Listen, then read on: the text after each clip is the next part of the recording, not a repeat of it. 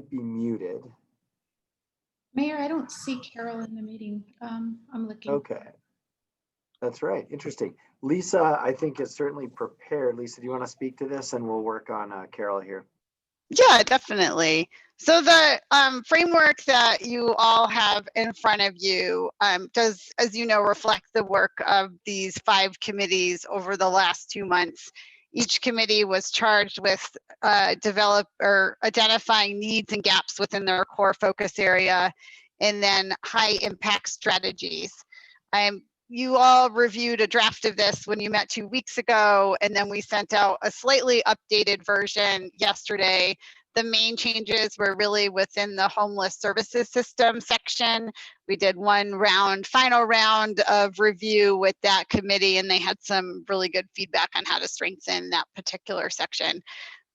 So what we see going forward with this plan, once it's approved, or framework, once it's approved by the Homeless Coordinating Council, is that the committees will then get to work with developing a more detailed operational plan for their high impact strategy. So obviously lots of things to be worked out, including identifying priorities. Which strategies can we work on first?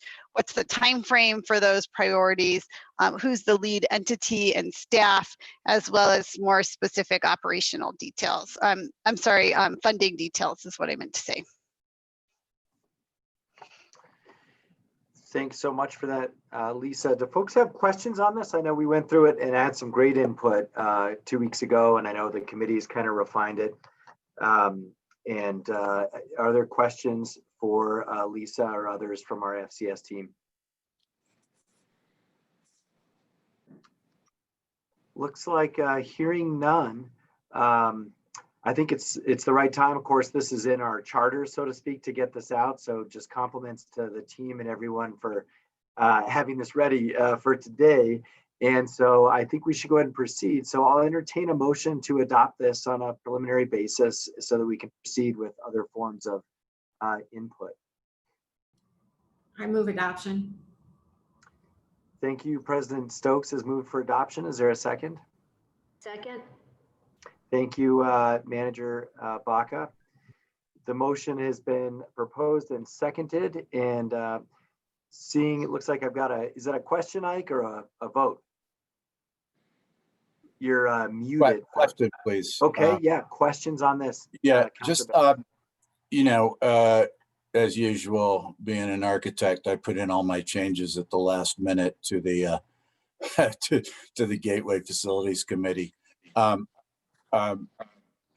think I don't think there's anything contradictory in my comments, but would we be open to any, slight edits from individual committees, knowing that the overall framework we're moving forward, so that those committee chairs could just at least consider those in the absence of any further committee meetings.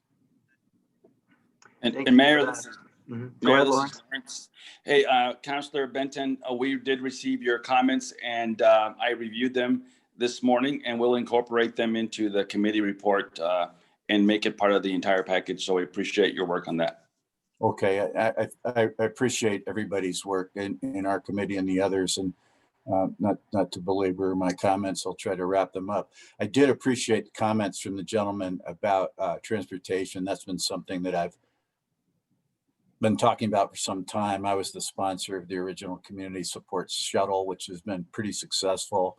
And I think his comments were very cogent and appropriate. We sort of have a lot of the system that he's talking about, in a way, when we think about it, that we've got the system getting people to the West Side Shelter. We've got the community support shuttle. So, we could build upon that. And when we did the community support shuttle, just for anybody who isn't familiar with it, it's an operating system generally in the downtown area. And it's been fairly successful. There's a driver and a social worker on the shuttle bus. It's a 16-passenger bus. It's working pretty well. And we designed the route with the help of our transit system planner, City Albuquerque ABQ ride planners, and we could continue working with them as we go forward. So maybe that's one other thing that since he brought it up, maybe we ought to plug something about that into the document. But with that, I won't I won't keep adding comments, but thank you, Mr. Chair, Mayor Keller. Thank you for that, Counselor. Yeah, and I think it was a good point. I think the good news is the way we're doing this, right? It's preliminary, so we're going to go out to groups and then take it back in. So let's consider that initial input for the transit piece.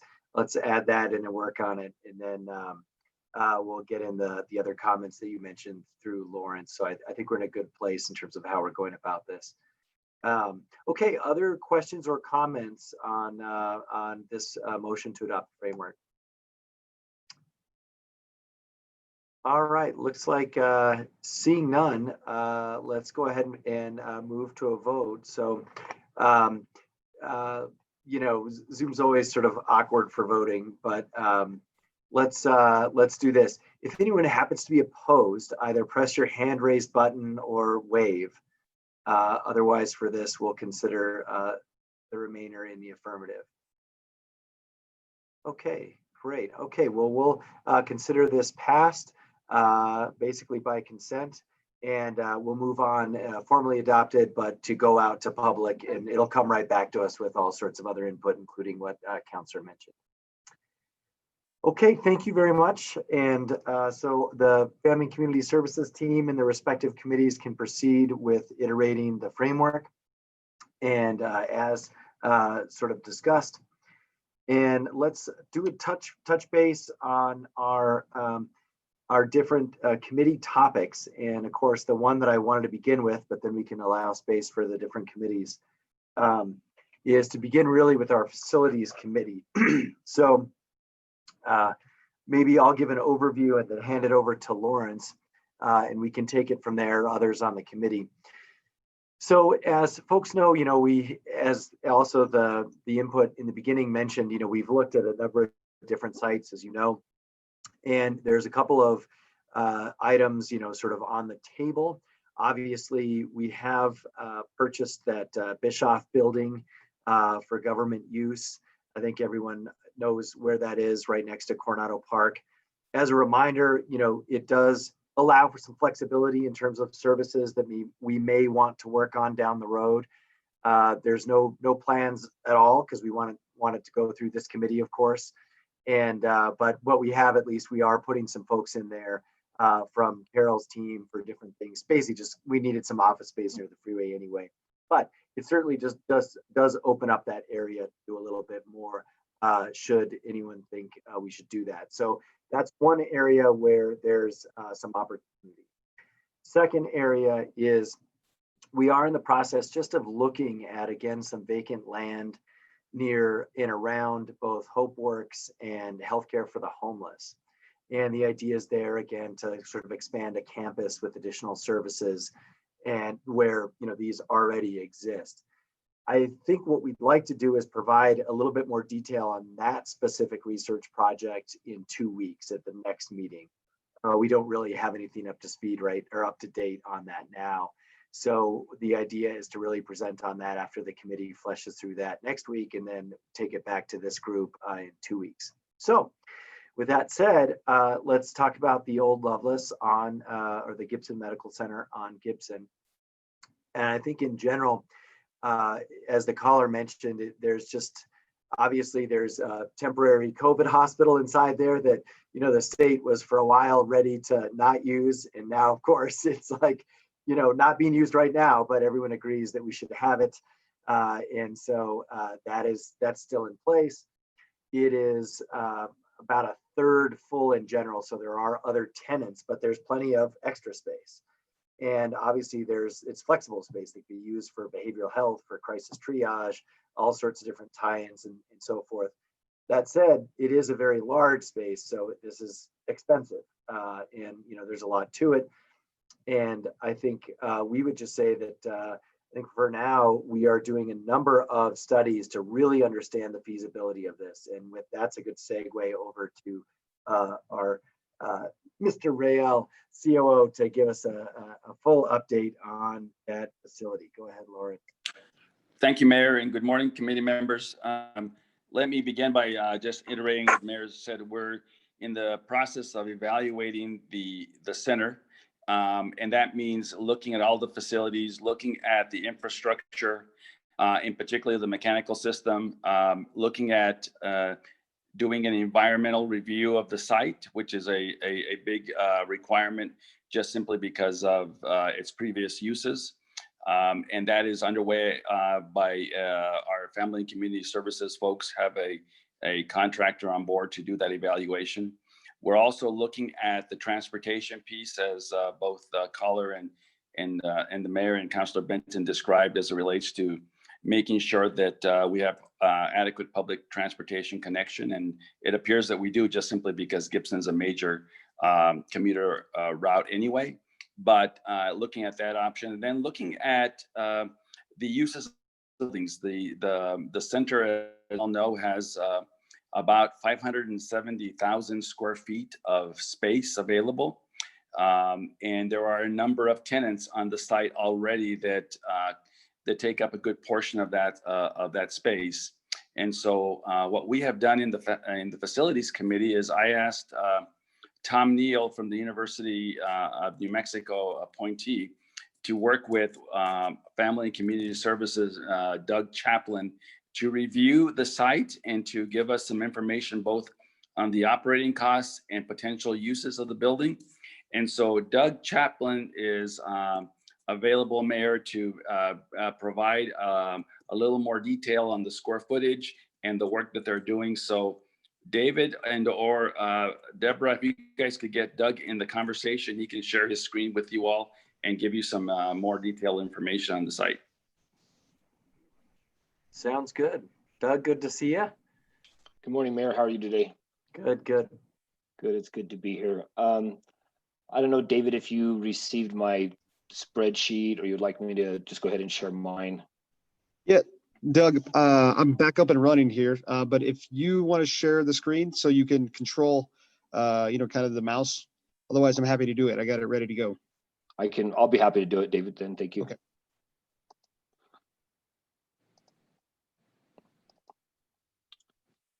So what we've been able to do so far is garner some information from the property owners about the building. The buildings sit on approximately 20 acres of land. There's a large main building and approximately 5 outlying buildings, kind of depending on how you slice and dice that facility. Can everybody see this Excel spreadsheet that I've posted okay?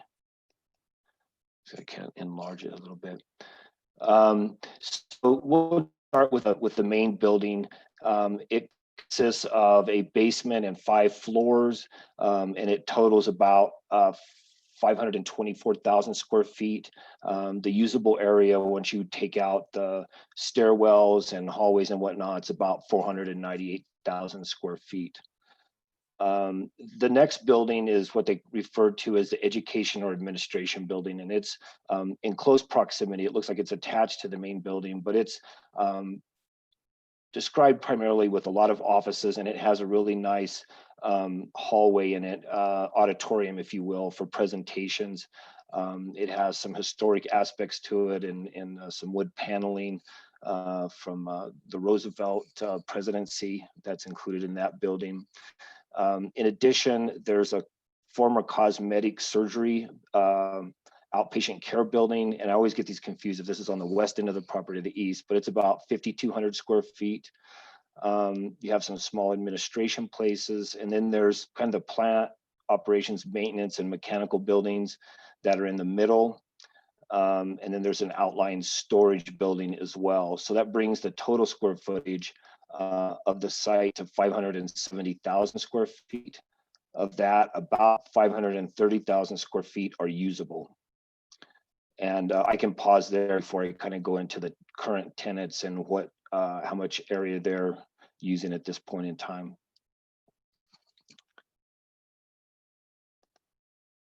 Okay, any questions for Doug at this point on that material? See it. Don't think I see any. All right, Doug, why don't you keep going? Thanks. Okay.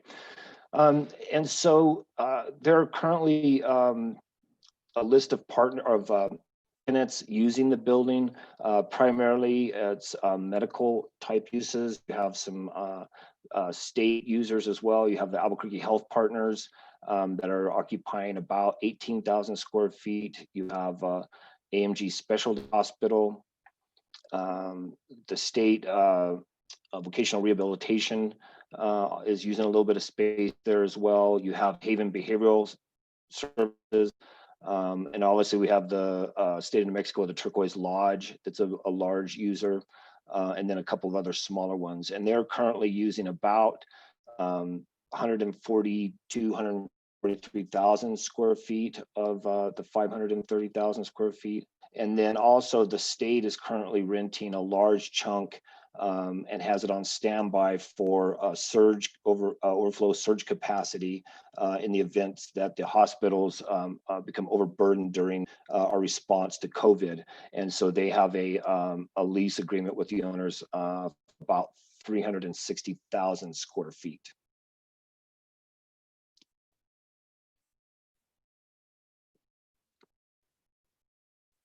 So that's who's currently using the space.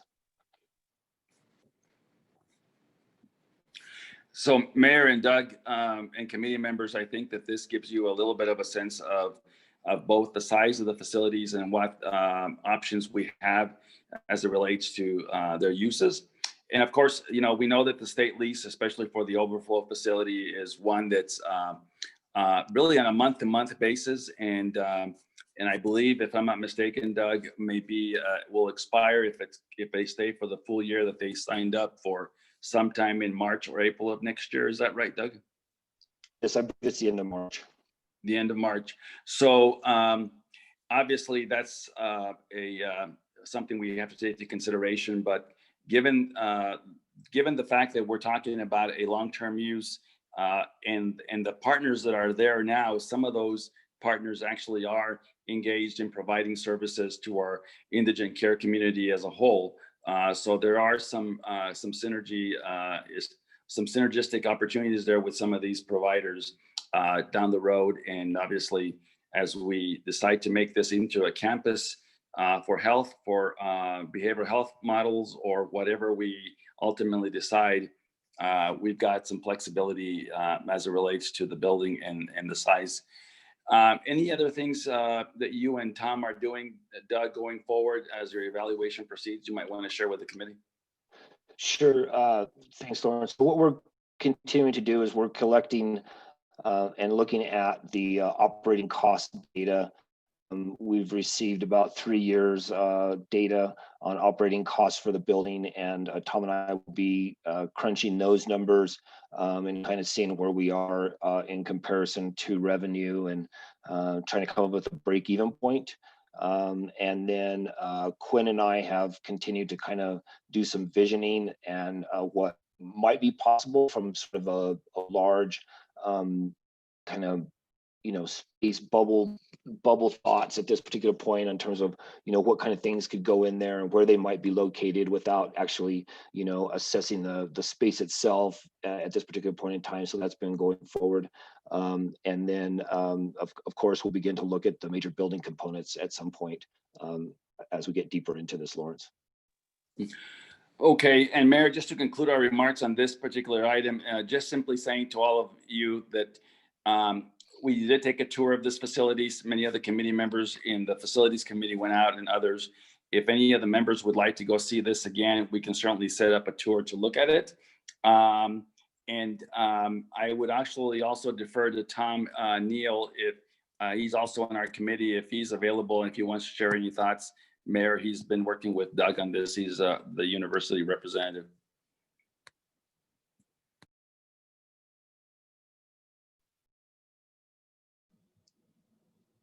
He was just promoted to panelist, sir. He should be able to speak now.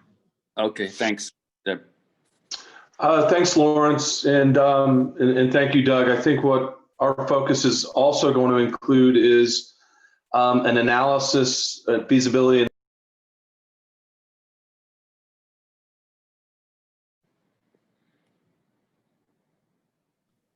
Tom, I think you're on mute.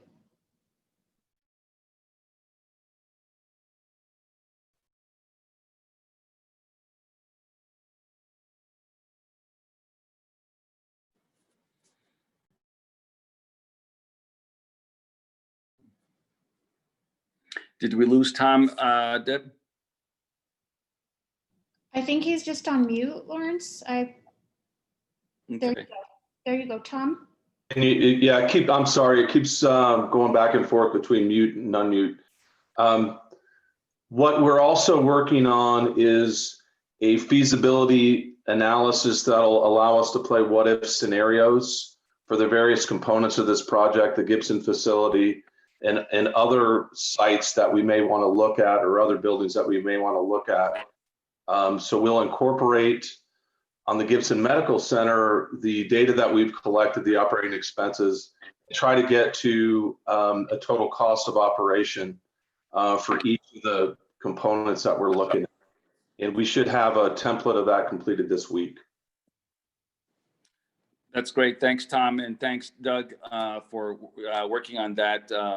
As we start moving forward, Mayor and members of the committee will obviously provide more detail on all of these aspects of this building and this campus, if you will, because it's big enough. I would also mention that there is a tremendous amount of land that's part of the purchase, if that's what we end up making a decision. And I say that because simply I think there's opportunity to expand and build additional facilities. The site is very big and a lot of parking because of its uses before.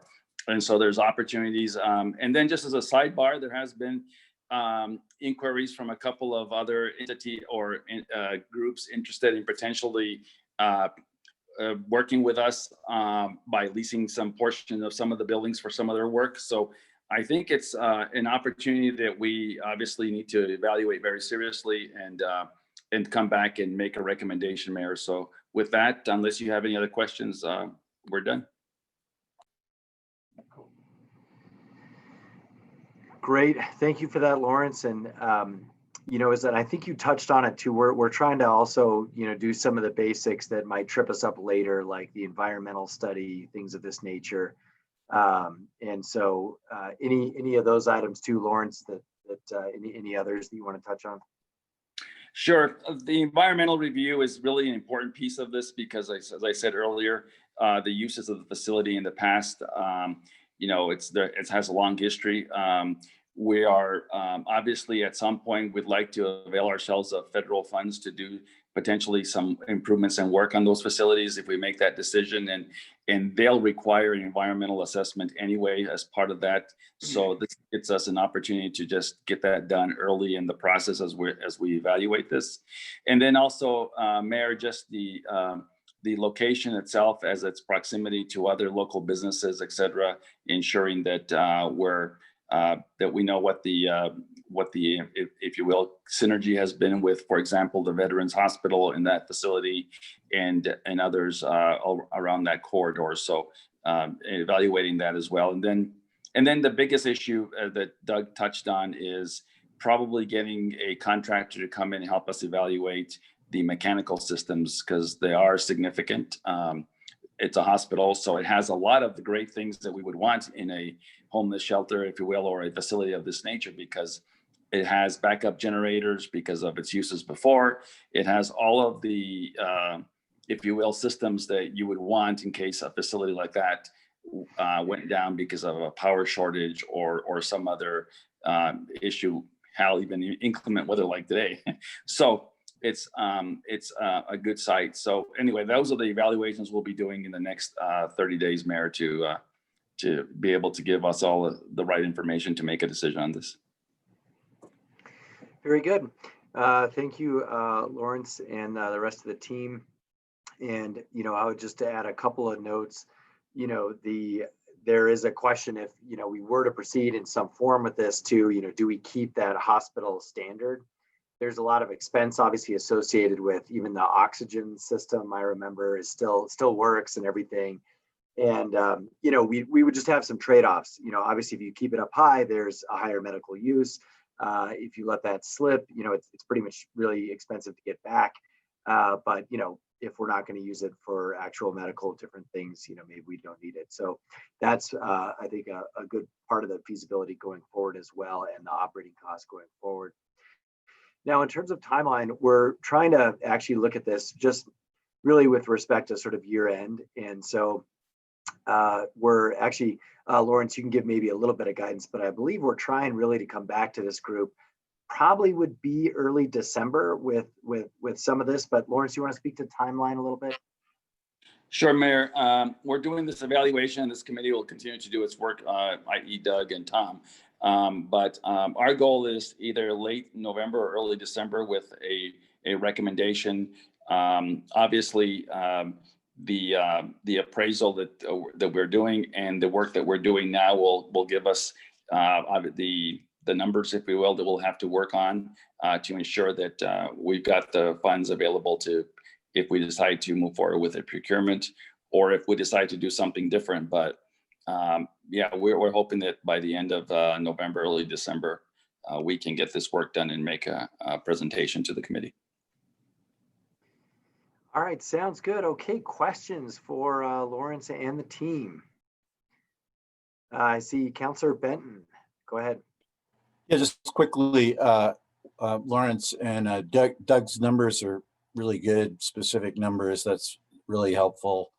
You know, the hospital is essentially, what is it, 4 or 5 wings? You know, Doug had it broken down by floors, and I'm wondering about, you know, the wings that were gradually added, and, you know, maybe looking at the oldest wing, something along these lines, right? That the oldest wings, you know, might be decommissioned. Is that something that's possible, and still maintaining the hospital commissioning for the rest of it? Do we know that? Councilor, I will say to you that I think those are options for consideration. One of the interesting things that we found out, as you'll recall in our tour, was that the state, or i.e. the federal government, the Department of the Corps of Engineers, actually went in and put in new systems for almost 100 beds on a couple of the wings, right? So that investment is in place, so we know it's good. It's good. The other wings are, as you said, are older, and by decommissioning, we might say they may not be up to speed as it relates to a hospital facility, but certainly could be used for a housing sort of, you know, maybe a redesign of the facility itself in those areas to accommodate, if you will, day use beds or overnight shelter beds, that kind of a program. But, you know, it just dawns on me as I'm sitting here talking to you that with your architectural background, it might behoove us to have you and Tom and Doug maybe get together and have a conversation. It'd be great to have your expertise as it relates to that building as well. And I'll make sure that Tom and Doug reach out to you. Sure, I'd be happy to do that. Thank you. Okay. Mm-hmm. Yeah, sounds good. There's a lot of, you know, flexible space in there, which is, you know, there's even kind of that beautiful main corridor, which is actually a sort of, could be a really good sort of, you know, sorting area and that sort of thing. In some of those rooms, as Lawrence mentioned, a lot of the actual hospital rooms, some are quite up to date, like from the 80s, and they have a bathroom, and some are not. They're actually from the original, you know, 1950s. But they all, at least on our walkthrough, you know, because it was used, right, obviously up until, I don't know, 10 years ago. So the good news is like they're all in usable, you know, great shape. But certainly some are dated, you know, for sure, even the window panes and so forth, that sort of 1950s metal grid. So, all right, other questions on this for the team here? Let's see, so I don't see any visually, don't see any on the participant list. Okay, so I think hearing no questions, we will go ahead and proceed through with our agenda. So thank you so much, team, for the hard work on this. And I know it is tough to get in there scheduling wise, because the between the state's operations and the landlord, just to let folks know, it's very difficult to arrange that logistically, but we're happy to try. But I want you to know it's not on our end. I mean, I think I was canceled on at least twice before I got to go inside for one reason or another, and then we were able to. So I'm glad at least a lot of folks have been able to. Okay, so I think with that, I do want to give Carol a moment to speak about the West Side Shelter. This would be really as we move on to sort of other business. And then we can see if there's other folks who have items they'd like to chat about. But Carol, why don't you give us an update on the West Side Shelter, both with respect to COVID and the weather? Okay. Yes, thank you, Mayor. As many people know, previously the WEC, our West Side, the city's emergency housing shelter, was closed to new people. Very important that we know that it still had people out there. We were managing COVID with our medical team and with our staff out there. And now we are open to new people as of Sunday. And so the buses started running in town at all of our variety of locations. And concurrently, we opened a new hotel. We're calling it Wellness 2. And so what our staff does and our medical team out at the West Side, they're screening everybody before they go into those into the shelter. And for people that are older with chronic conditions, we are moving those folks out and putting them in the Wellness Hotel. And we stood that up on Sunday. Also families, our family pod out at the West Side has been repurposed. So families are also going to this wellness hotel. And so the idea of that is just to following the CDC guidelines, maintaining the spacing that we need out at the West Side, 6 feet apart. We do still have a quarantine area out at the West Side. If somebody were to be screened and they were symptomatic, we have that continued to be in place.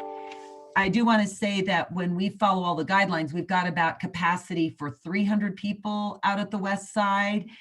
In typical times, it could go as high as 450 in really cold times. So right now, 300, which is why we've got this Wellness 2 opened up. I do want to say that just really with a lot of gratitude, the 11 a.m. call that we've had ever since the beginning of this pandemic is reactivated 7 days a week. That's with our state partners, UNM partners. Our county partners are there, came yesterday, and all and our nonprofit partners, all looking at this system that we have in place to keep people without homes that either have COVID or keep them protected from getting COVID. That these 11 o'clock calls really pay great dividends as we coordinate as the community. We also, and really appreciate all our conversations over the weekend, Julie. We are having another conversation this afternoon with our city, state, and county partners, because we do have a couple gaps we're identifying and that we're trying to put our heads together to solve this. And one of that is for people with severe behavioral health concerns, don't quite have the place where they can be safely with our staff that we've got in the multiple hotels. So we'll be talking about that. We'll also be talking about for folks coming out of MDC because of the COVID situation there, where they would be quarantined and the transportation for them. And also I'll just say this, there is a need for people coming out of our hospitals who have been impacted by COVID and maybe COVID positive, but they have homes. But for whatever reason, they live in a congregate setting or they have vulnerable family members. That is a bit of a gap right now in our community. And so we will be talking about that a little bit more today at our 4:30 call. But I just, you know, I'm really proud of all of us and all the partnership, the very good, rich discussions we have to have this system in place. And so I think just wanted to give everybody that update.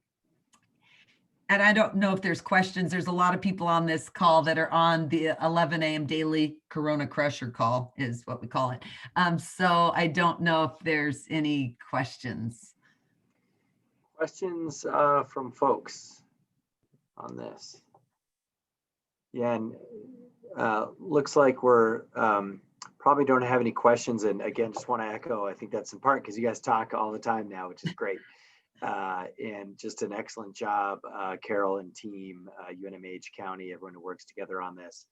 And a good usage too of these motel vacancies which obviously, you know, I mean, in some way helps out them, but really allows us to spread out and contain this. And so that's been a very good solution so far for our city. So, okay.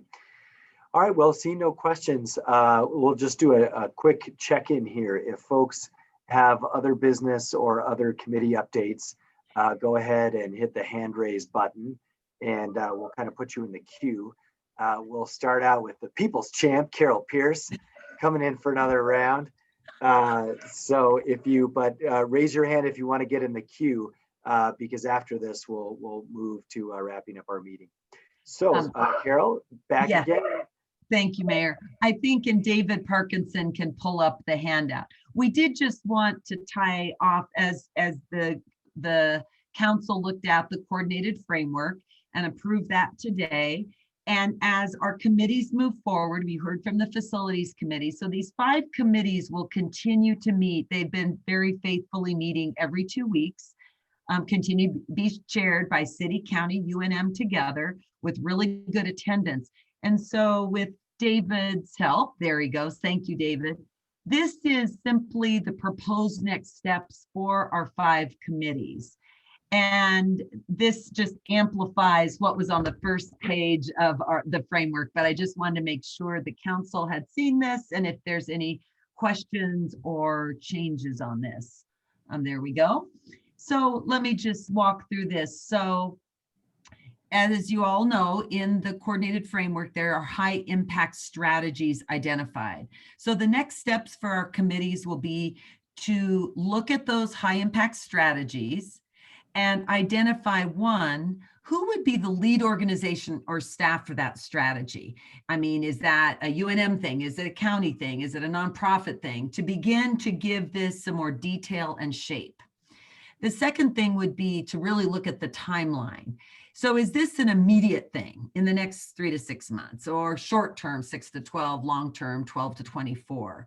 And then the last step is, what is the estimated operational costs for that and potential funding sources for that high impact strategy? So this is the guidance that we want to give our 5 committees to look at those high impact strategies as they move forward and continue to meet every 2 weeks. So I'll pause there and see if there's additions or changes or discussion. Thanks, Carol. And we can probably take off the, the shared screen so we can see everyone. And okay, so let's see, hands raised, let's see, or anyone waving at the screen. Questions for Carol? I'm showing one hand is up, but am I missing something? Let me ask Deb or Dave, is there Mayor, that's in the attendee role. If you want me to bring that attendee in to ask a question, I can, but otherwise I think we can. Yeah, well, let's do whatever we would normally do. So, Commissioner O'Malley. So, okay. Any other questions from folks? Mr. Chair, can you hear me okay? Yes, yeah, go ahead. Yep, Commissioner. Thank you, Mayor. I just wanted to, as I was looking at that in terms of strategies and getting things out the door and even looking at operating costs, that we really consider what the capacity of organizations are to carry out some of these strategies, and that what our strategy will be to make sure that they do have the capacity. And that means more money for positions and administrative costs. That's the reality of it. And I know that we need money for direct services as well, but we're not going to be able to get that money out the door unless we really take a hard look at the capacity. Thank you. Thank you, Commissioner. Great point. And I know Carol's team, this is, I think, one of the goals, right, of this next phase of subcommittee work is really understanding, okay, what is that additional cost? And so that the respective entities can really problem solve and plan around that.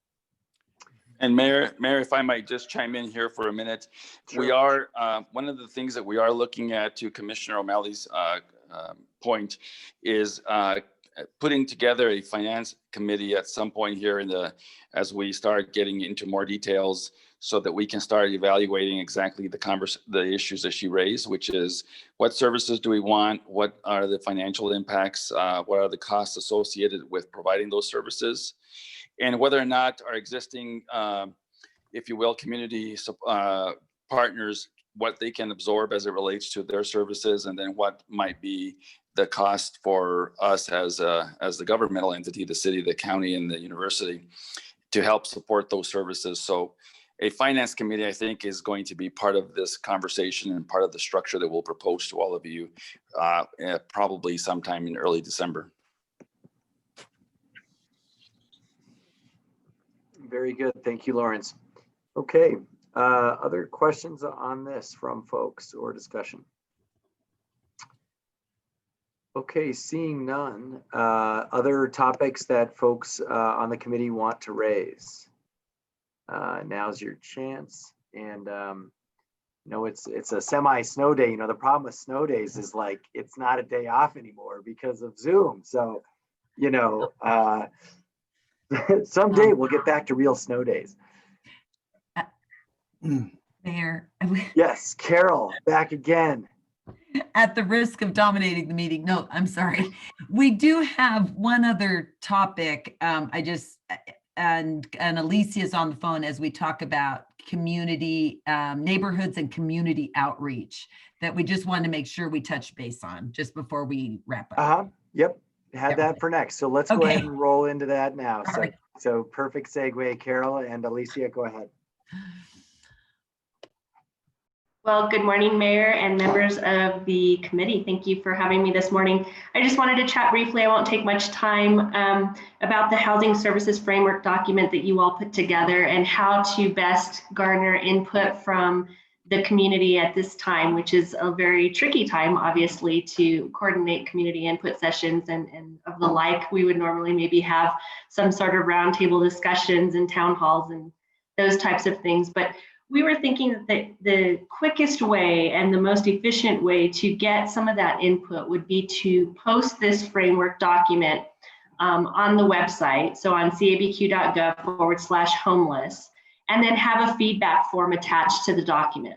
So what we were planning to do is to send out this information via our e-newsletter, also via social media, any e-blasts to our listservs that we have, encouraging folks to provide feedback to this document on the website.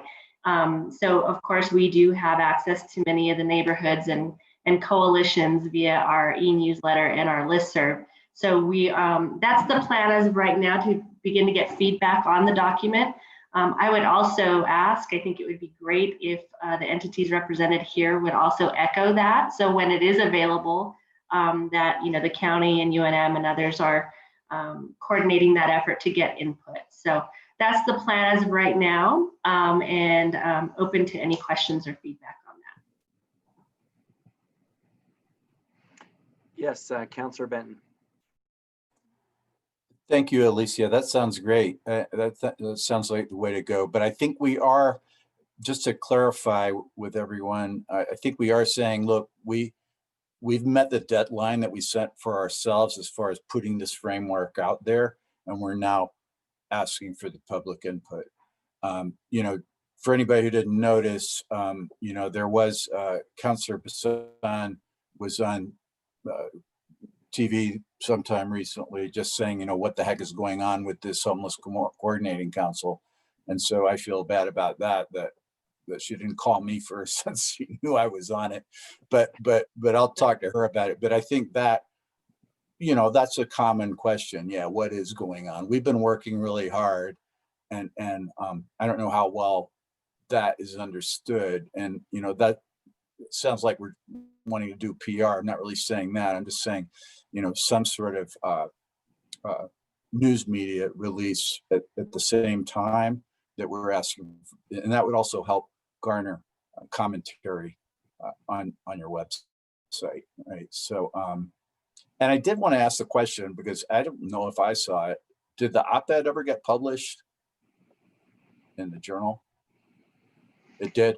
Okay, Yes, I just missed it. the op-ed on the Homeless Coordinating Council, Yeah. Councilor Benton. Yes, Yeah. that one did. We also had another shared one on eviction prevention. It's still in the queue, but yes, the one on the Homeless Coordinating Council was published a couple weeks ago, and we could get that and send it out to folks. And you know, maybe when the time comes, maybe at the next council meeting, we could have a presentation, or, you know, not to pile on things for you to do, Carol or Alicia or anyone, but it may be a time to go ahead and do a brief presentation. We could ask for that and get that out on Gov16 and the council Zoom stuff. So That's thanks. a great point, Councilor Benton, and we will continue to highlight the work of this coordinating council. And I think the document is a good way to do that. So appreciate that. Yeah, thank you for that, Counselor. And right, if only we could all sit on every committee, right? That's then we actually would have a unified county and city government. So let's do certainly a couple of those. I would just add on. You know, so one, we will push out, you know, the sort of survey and links and so forth, certainly through a public notice. Also through our social media platforms, and Alicia can help coordinate echoing by everyone else too. We've actually had, as you know, historically, I mean, I bet we'll get at least 1,000 people. I mean, almost every time we have put one of these hot topics out, whether it's Oñate or it was the last homeless shelter discussion. So I think hopefully word will get around, and I know some of our media partners are listening, so you can help us with that as well. So, and then I love the idea of presenting to council too. So let's, Ike, if I might just, or Counselor, throw it back to you to maybe work with the chairman to just schedule that up. And either Commissioner or Manager Baca, we'd be happy in whatever fashion to, of course, present to the county as well. And President Stokes, if there is a desire for the regents, you know, certainly we'd be happy to provide them with an update. And I think as kind of the year wraps up, it's a good time for that round of updating to happen all around. So I'm staffing up Alicia for a busy November and December, and Carol and Lisa. So okay, other questions on? Oh, and lastly, we'll certainly coordinate with the Office of Neighborhood Coordination. So we'll make sure with council too that we're also sending that out. That you guys have it, so you can include it in your newsletters and email, and then we'll do the same on our end. So I think now that we've done this a few times, actually we can get the word out quite well. And then after that, we can look around too and certainly see, okay, we're gonna have 5 input sessions at these times, and everyone can zoom in and do that. So we'll certainly look at that as sort of the second phase of having discussion, not just written input. So we'll work on that after we get some initial word out and people start filling out the survey. All right, Alicia, it's like your 4th rodeo on this in the last 18 months. So she knows the drill on this one. Okay, let's see. Other questions on this, on outreach, information, etc. Okay, not seeing any there. All right, so last call for other topics for this meeting. Scan around. Looks like we're good there. Okay, so we're going to go ahead and move to adjourn. Let me make a couple of announcements. Next meeting is Tuesday, November 10th. We'll try and start at 9:45. That's our usual game plan. So Tuesday, November 10th, the next meeting. And we will hope, we'll obviously notice everyone, but we'll hope to provide a little more update again on those various properties proximate to HopeWorks and Healthcare for the Homeless. And then we'll see what else is coming down the pipe. In the meantime, of course, our committees, subcommittees will be hard at work. So with that, we'd entertain a motion to adjourn. Thank you, Councilor Benton, to adjourn. Is there a second? Thank you, Manager Baca, President. All right, with that, we stand adjourned. Everybody stay safe and warm and healthy. We'll talk to you soon. Thanks.